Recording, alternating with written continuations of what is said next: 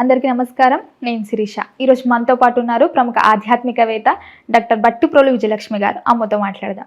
అమ్మ నమస్కారం. నమస్తే అమ్మ. అమ్మ, ఈ రోజులలో చూసుకున్నట్టయితే చాలా మంది ఆర్థికంగా ఇబ్బందులు పడుతూనే ఉన్నారు. సో ముఖ్యంగా ఇంట్లో లక్ష్మీదేవి స్థిరంగా ఉండాలంటే ఆడవాళ్ళు కొన్ని నియమాలు పాటించాలని అంటుంటారు. సో ఆ నియమాలు ఏంటమ్మా? ఆడవాళ్ళు ఏముంది, మగవాళ్ళకి డబ్బులుద్దా? కావాలి. పసిపిల్ల బాలాది అందరికీ కావాలి. మా తల్లిదండ్రులు పిల్లలకి చాక్లెట్ కొనుక్కోరాని 10 రూపాయలు ఇస్తే 20 రూపాయలు ఇస్తే బాగుండు అనుకునే పిల్లలు ఉంటారు కదా. కనుక డబ్బులు అనేవి ఎవరికొద్దు, అందరికీ కావాలి. లక్ష్మీదేవి అందరికీ కావాలి. స్థిరంగా ఉండటానికి ఏం చేయాలి అంటే, మనకి కావలసినప్పుడల్లా స్థిరంగా అనే మాటకి లక్ష్మీదేవి విషయంలో అసలు మీనింగ్లెస్ ఆ పదం. లక్ష్మి చెంచల, ఎక్కడ స్థిరంగా ఉండదు. ఆవిడ అలా కదులుతూ ఉంటేనే నలుగురు మధ్య వ్యాపారం అవుతుంది. అలా తప్పనిసరిగా అలా కదులుతూనే ఉండాలి. ఎప్పుడో చిన్నప్పుడు ఒక ఇంగ్లీష్ కథ ఒకటి చదివా. ఇప్పుడు సరిగ్గా విని, ఎప్పుడో చాలా చిన్నప్పుడు, నేను అది 7-8 ఏళ్ళప్పుడు. ఆ కథలో ఏమనుంది, ఉన్నట్టుండి అసలు ఊర్లో అందరూ ఎవ్వరు ఏమీ వ్యాపారాలు చేయటం మానేశారు. ఎవరి డబ్బు వాళ్ళ దగ్గర ఉంటుంది, ఎవరి ధాన్యం వాళ్ళ దగ్గర ఉంటుంది, ఎవరి వస్తువులు వాళ్ళ దగ్గర ఉంటున్నాయి, ఏవి కదలటల్లా.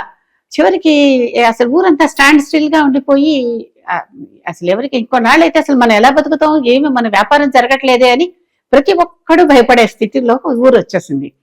అలాంటప్పుడు ఒకడెవరో వచ్చి ఒకడికి, నాకు ఒక కార్పెంటర్ దగ్గరికి వచ్చాడు. వచ్చి, నాకు ఫలానా ఇన్ని కుర్చీలు కావాలి, నువ్వు తయారు చేసి ఇవ్వు అని చెప్పాడు.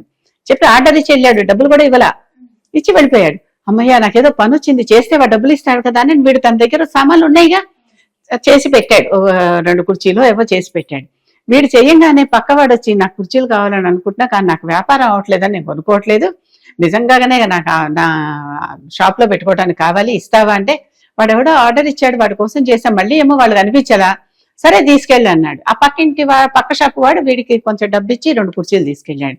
వాడి దగ్గర వచ్చేసరికి వాడు తన దగ్గరికి, ఇప్పుడు వీడి దగ్గర డబ్బులు వచ్చాయిగా, వీటితో ఇంకొకళ్ళ దగ్గరికి వెళ్ళి ఊళ్ళోనే అందరూ ఒకళ్ళ దగ్గరకు ఒకళ్ళు ఈ డబ్బులే నడుస్తున్నాయి, వీళ్ళ డబ్బులే నడుస్తున్నాయి. ఆ వచ్చిన ఆర్డర్ ఇచ్చిన వాడు అసలు డబ్బులేమి ఇవ్వలా. ఒకళ్ళ డబ్బులు ఒకళ్ళకి ఇచ్చుకుని వీళ్ళందరూ వ్యాపారం చేసుకున్నారు. వ్యాపారం చేసుకోవటం మళ్ళీ ఊరంతా ఫ్లరిష్ అవ్వటం మొదలెట్టింది, సందడి మొదలెట్టింది, అందరూ లావాదేవీలు మొదలెట్టాయి. ఇదిగో నేను ఇది కొనుక్కున్నాను, నేను ఇది కొనుక్కున్నాను, ఒకళ్ళకొకళ్ళు చూపించుకోవటం మొదలైపోయింది. మళ్ళీ ఎంత చక్కగా ఊరు బాగా అయిపోయింది. అసలు ఆ మొదటి వాడు ఇంతవరకు ఎందుకు రాలేదు అని వీళ్ళందరూ కలిసి ఎంక్వైరీ చేశారు. చేస్తే వాడు ఎవడో పిచ్చివాట, ఎవరో పిచ్చివాడు దారేపోతూ, వీడికి ఒక కార్పెంటర్ ఖాళీగా ఉన్నాడని, నాకు 2 కుర్చీలు కావాలి, చేస్తావా అన్నాడు. వీడు చేస్తానన్నాడు. అయిపోయింది. ఒక మాటకి మళ్ళీ ఊర్లో జీవనం మొదలైంది.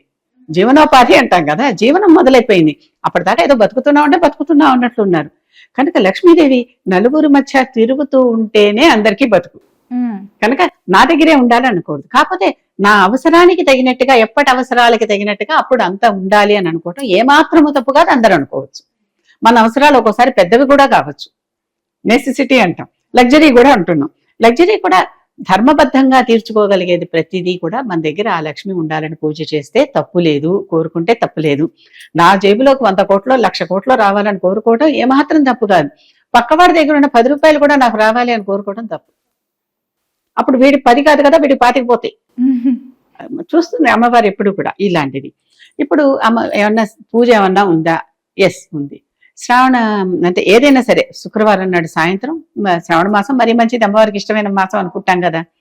అప్పుడు శుక్రవారం నాడు ప్రదోష కాలంలో చక్కగా ఒక పీఠం ఏర్పరచుకుని, మన దేవుడి గదిలోనే చేసుకోవచ్చు, విడిగా ఒక చిన్న పీట లాంటిది వేసుకుని దాని మీద లక్ష్మీదేవి అమ్మవారిని కూర్చోబెట్టి, ఆవిడెప్పుడు భర్తతో కలిపి తనని పూజ చేస్తే ఎక్కువ ఇష్టపడుతుందిట, ఒకళ్ళనే కాదు. కనుక లక్ష్మీనారాయణుడు ఇద్దరిని చక్కగా కూర్చోబెట్టి దాని మీద పీఠం మీద పటమో ఏదో ఉంటుంది కదా, విగ్రహమో పటమో, లేకపోతే ఒక చిన్న మధ్య చిన్న అచ్చులు కూడా ఏవో దొరుకుతున్నాయి కదా రాగివి, పూజ షాపుల్లో అడిగితే లక్ష్మీనారాయణ అచ్చులు ఇస్తారు.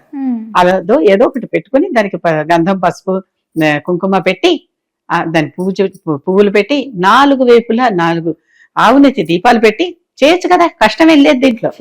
ఒక పీఠం పెట్టుకోవటం, మధ్యలో అమ్మవారిని ప్రతిష్ఠ చేయటం, 4 వైపులా 4 ఆవునే దీపాలు పెట్టుకోవటం, ఆ దీపాలకు కూడా కుంకుమ పువ్వు వేసి అక్షంతలు వేసి, దీపానికి కూడా దీపం కూడా లక్ష్మి, దీపలక్ష్మి పూజ చేసి అప్పుడు కూర్చుని అమ్మవారిని ధ్యానిస్తూ మీకు తోచిన లక్ష్మీ స్తోత్రం, శ్రీ సూక్తం చదువుకోండి, హిరణ్యవర్ణం హరిణీం, ఏదో ఒకటి ఉన్నాయి కదా, ఇలాంటివి మన దగ్గర చాలానే ఉన్నాయి.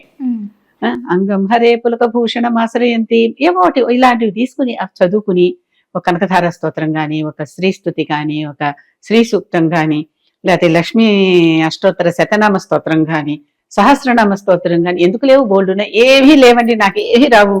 ఊరికే కూర్చుని లక్ష్మీం క్షీర సముద్ర రాజతనయాం శ్రీరంగధామేశ్వరీం అది చదువుకున్నా చాలుగా. అమ్మనే కదా అన్నాం. ఏమీ లేదు, మహాలక్ష్మి నమః, మహాలక్ష్మి నమః, మహాలక్ష్మి నమః అనుకోండి. చిన్నవి చేయొచ్చు కదా. చేస్తే ఎన్నిసార్లు చేయాలి? ప్రతిసారి ఎన్నాళ్ళు చేయాలి, ఎన్నిసార్లు చేయాలి? ఎన్నాళ్ళు అంటే మీ కర్మ పరిపాకమై మీ దగ్గరికి మీరు కోరుకున్న కోరిక తీరేదాకా చేయాలి. అన్నం ఎంతసేపు తింటాం? ఆకలి తీరేదాకా తింటాం, అవునా? ఇదే దానికి లిమిట్. మన పని అయ్యేదాకా ఒకటి. ప్రతి శుక్రవారం ఒకసారి ఎంతసేపు చేస్తాం? 5 నిమిషాలు, 10 నిమిషాలు, పావు గంట, అంతే కదా. మన ఇంట్లో మనమే చేసుకుంటున్నాం. ఆ మాత్రం అమ్మవారి కోసం అంత సమయం వెచ్చించలేమా? ఇంత కోరిక పెట్టుకుని వెనకాల ఆ కొండ రావాలని కోరిక పెట్టుకుంటే ఈ చిన్న గుండు కూడా పెట్టమా? ఇక్కడ ఒక పావు గంట చేసుకోండి. ఆ స్తోత్రం ఏదో అయిపోయేదాకా చేసుకోండి. పోనీ స్తోత్రం 2 సార్లు చదువుకుంటా, 3 సార్లు చదువుకుంటా, 10 సార్లు చదువుకుంటా, ఏదో లిమిట్ పెట్టుకోండి. 9, 11 ఏదో ఇలాగా పెట్టుకుని అన్నిసార్లు చదువుకోండి. లేదు ఒకసారి చదువుకోగలుగుతున్నారు, ఒకసారి చదవండి. అయిపోయాక కాస్త పాలు బెల్లం నైవేద్యం పెట్టండి. పాలు పటిక బెల్లం నైవేద్యం పెట్టండి. అయిపోయింది. ఆ తర్వాత నైవేద్యం పెట్టాక వృధా చేయకూడదు కదా. తీర్థంలాగా మనమే ప్రసాదంలాగా తీసేసుకుంటాం. ఇది చేసినప్పుడు తప్పకుండా లక్ష్మీదేవి కటాక్షం వస్తుంది వస్తుంది వస్తుంది. అలాగే అమ్మ, ఇంకొక సందేహం ఏంటంటే, విన్నాను నేను రీసెంట్ గా, మన వంటగది ఎంత శుభ్రంగా ఉంటే లక్ష్మీదేవికి రావడం. అవును కదా, లక్ష్మీదేవికి ఇష్టమైన వస్తువులు కొన్ని ఉన్నాయి. ఇష్టమైన ప్రదేశాలు, ఇష్టమైన వస్తువులు. చక్కగా ఆ ఇంట్లో నవ్వులు పూస్తూ ఉండాలి. ఆ ఇంట్లో గొడవలు, ఘర్షణలు, అరుపులు, కేకలు ఉండకూడదు.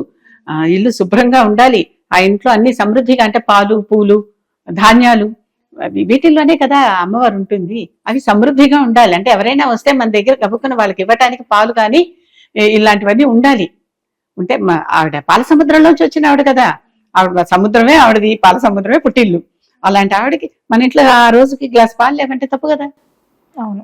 కనుక అలాంటి జరిగినప్పుడు తప్పకుండా అంత లేకుండా ఎప్పుడు ఉండకూడదు. ముందర కావలసినవన్నీ ఏర్పరిచి ఆ తర్వాత మీరు పూజ చేయండి. ఆ బాబు ఇబ్బడి ముబ్బడిగా వస్తాయి. భూదేవి కూడా, భూదేవిలో ఒక్క గింజ వేస్తే అది 1000 గింజలు ఇస్తుంది మనకి. ఈ దేవతలందరూ ఎలాంటి వాళ్ళు? మీరు ముందర అసలు ఒకటి వెయ్యండి. ఆ తర్వాత నేను మీకు దానికి ఎన్ని రెట్లు ఇవ్వాలో నా బాధ్యత. మీ పుణ్య విశేషాన్ని బట్టి అన్ని రెట్లు ఇస్తా. మన పుణ్య విశేషం బట్టే అది కూడా. పుణ్యం చేసుకుంటూ ఉండండి, మీ పుణ్యం పెరుగుతూ ఉంటుంది, మనకి ఫలితాలు వస్తూ ఉంటాయి. ఏమీ చేయకుండా ఆశించటం అనేది సోమరితనం. సోమరిని లక్ష్మీదేవి హర్షించదు. అది కూడా మళ్ళీ చెప్పేస్తున్నా, సోమరిని లక్ష్మీదేవి హర్షించదు. సోమరిపోతుగా ఇంట్లో తిని కూర్చునే వాళ్ళు, లేకపోతే పక్క వాళ్ళ జీతం మీద అంటే మనకి శక్తి ఉండంగా. నాలాంటి వృద్ధుల మాట నేను చెప్పటల్లా. పెద్దవాళ్ళు అయిపోయి ఓపిక లేకపోయాక ఇంకా ఏదో పని చేయాలి, బయటికి వెళ్ళి డబ్బు ఆర్జించాలి అంటే వాళ్ళ మాట చెప్పటల్లా నేను.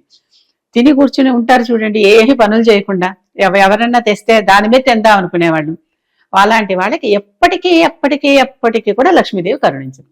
అలాగే అమ్మ, ఇప్పుడున్న జనరేషన్లో ఎర్లీ మార్నింగ్ ఆఫీస్కి వెళ్ళే వాళ్ళు, అంటే పొద్దున్నే అప్పుడంటే పురాణ కాలంలో మార్నింగ్ లేవగానే స్నానం చేసి అప్పుడు వంటగదికి వెళ్ళేవారు. ఇప్పుడు అలా లేదు. అంటే ఫాస్ట్ గా టైమింగ్స్ అయిపోతున్నాయని చెప్పి త్వరగా లేచేసి ఫస్ట్ స్నానం చేయకముందే వంట చేయడం అట్లాంటివి చేస్తున్నారు. సో ఇది ఎంతవరకు కరెక్ట్ అంటారు? అలాంటివి నైవేద్యానికి పనికిరావు. అలా చేసింది దేవుడికి నైవేద్యానికి పనికిరావు. ఎలాగో స్నానం చేయాలి కదా, ఎలాగో వంట వండాలి కదా. ఇది ముందర అది వెనక అనే భక్తులు కొంచెం ప్లాన్ చేసుకుంటే అది ముందర ఇది వెనక్కి అవుతుంది, ఖచ్చితంగా అవుతుంది. మనం మామూలుగా మొహం కడుక్కున్నాక తుడుచుకున్నాక మళ్ళీ మొహం కడుక్కుంటామా? ఏది ముందరో తెలుసు, అక్కడ తెలిసిపోతుంది మనకి. అలాగే ఇది కూడా ఎలాగో స్నానం చేయాలి, తప్పదు. కనుక అది కూడా చేసేసి చేయండి, మిగిలిన పనులన్నీ తర్వాత చేసుకోండి. అయితే ఈ లోపల మొహం అంతా జిడ్డుగా అయిపోతుంది, ఆఫీస్కి వెళ్ళే ముందర ఇంకోసారి మొహం కడుక్కుని వెళ్ళండి. కొంచెం ప్లానింగ్ అమ్మ, అంతే. పరిగెత్తి అలసిపోయాక తర్వాత ఆ బస్సు ఎలాగో తప్పిపోయింది అనుకుందాం. ఎలాగ తప్పిపోతుంది అన్న గెస్ కనుక ముందరే ఉంటే పరుగు అలసట ఉండదు, ఆగిపోవడం బెటర్. అక్కడే ఇంకో బస్సు ఎక్కుతాం. కనుక ఎప్పుడు కూడా టైం ప్లానింగ్ సరిగ్గా చేసుకోండి. ఆఫీసులకు వెళ్ళే వాళ్ళు తప్పనిసరిగా టైం ప్లానింగ్ చేసుకోండి. ఓకే అమ్మా, మొత్తం మీద లక్ష్మీదేవి స్థిరంగా ఉండాలంటే ఎలాంటి నియమాలు పాటించాలో తెలియజేసినందుకు ధన్యవాదాలు.